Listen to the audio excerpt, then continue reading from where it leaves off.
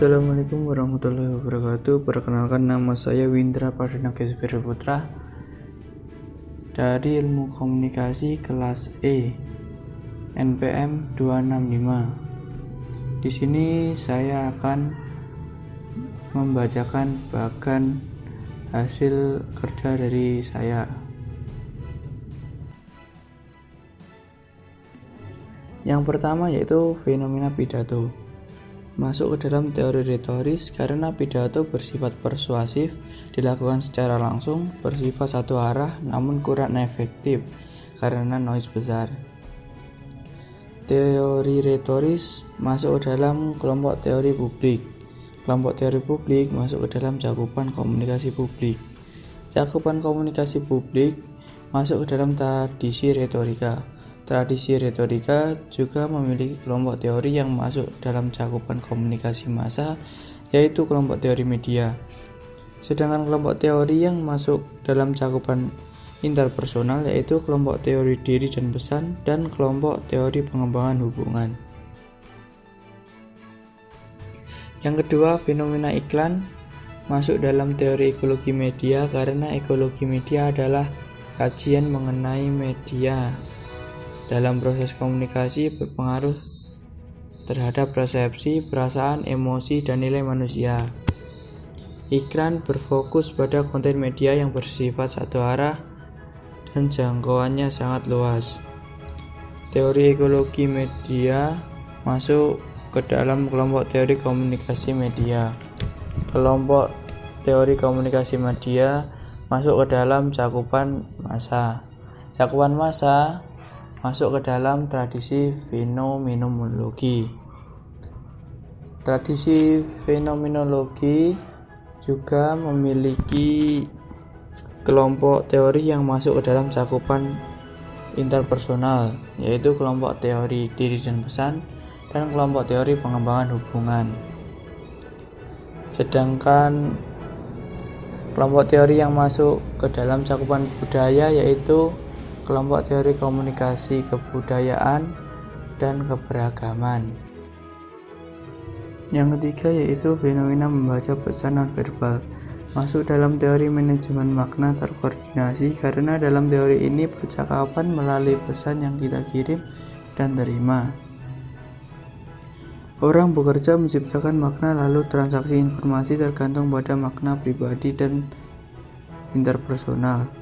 Contoh, jika kita mau membalas percakapan namun cuma mengacungkan jari berbentuk O berarti artinya oke.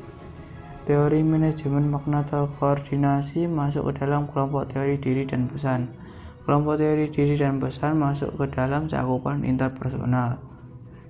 Cakupan interpersonal masuk ke dalam tradisi sosiopsikologis. Tradisi sosiopsikologis memiliki kelompok teori yang masuk ke dalam cakupan interpersonal lainnya, yaitu kelompok teori pengembangan hubungan.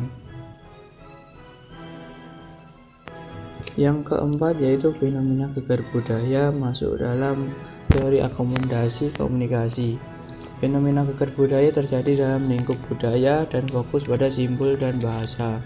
Contohnya saat di Ponorogo kata mari itu berarti sembuh, sedangkan di Jakarta kata mari itu berarti ayo.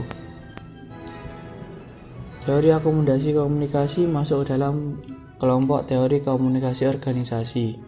Kelompok teori komunikasi organisasi masuk ke dalam cakupan organisasi. Cakupan organisasi masuk ke dalam tradisi sosiokultural. Tradisi sosiokultural juga memiliki kelompok teori yang masuk ke dalam cakupan interpersonal, yaitu kelompok teori diri dan pesan dan kelompok teori pengembangan hubungan. Sedangkan kelompok teori yang masuk ke dalam cakupan budaya yaitu kelompok teori komunikasi budaya dan keberagaman. Yang kelima yaitu fenomena perbedaan arti kata masuk ke dalam teori akomodasi komunikasi.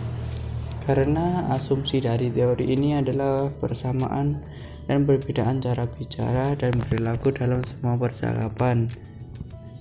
Asumsi dari teori ini juga memberikan informasi mengenai status sosial dan keanggotaan suatu kelompok. Contohnya fenomena itu yaitu kata kates kalau di Jawa Timur berarti pepaya, tetapi kata kates kalau di Sunda berarti pisang. Teori akomodasi komunikasi masuk ke dalam kelompok teori kebudayaan dan keberagaman. Kelompok teori kebudayaan dan keberagaman masuk dalam cakupan komunikasi budaya. Komunikasi budaya masuk ke dalam tradisi semiotik.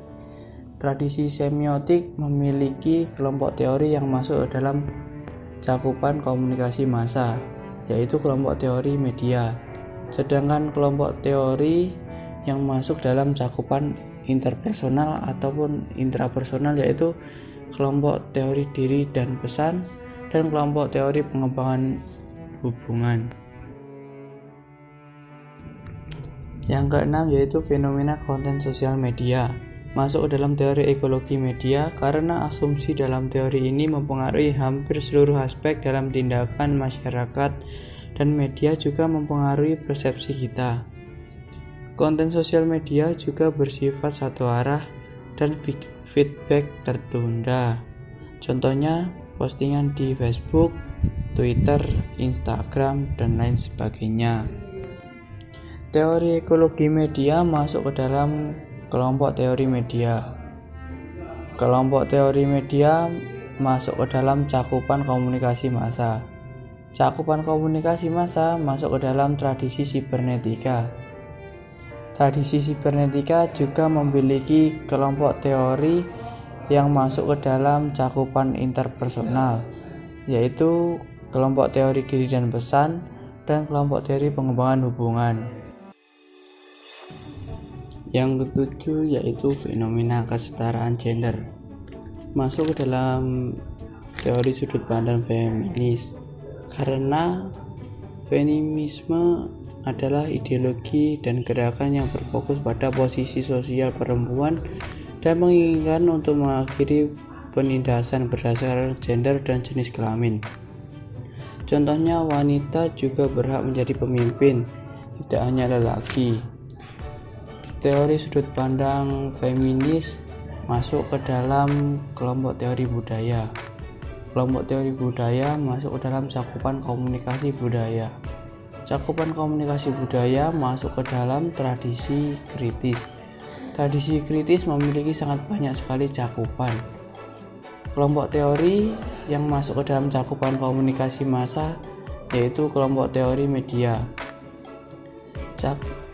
Kelompok teori yang masuk ke dalam cakupan komunikasi publik yaitu kelompok teori publik. Kelompok teori yang masuk dalam cakupan komunikasi organisasi yaitu kelompok teori organisasi. Kelompok teori yang masuk dalam cakupan kelompok teori kecil yaitu kelompok teori pengembangan hubungan. Kelompok teori yang masuk ke dalam cakupan interpersonal yaitu kelompok teori diri dan pesan.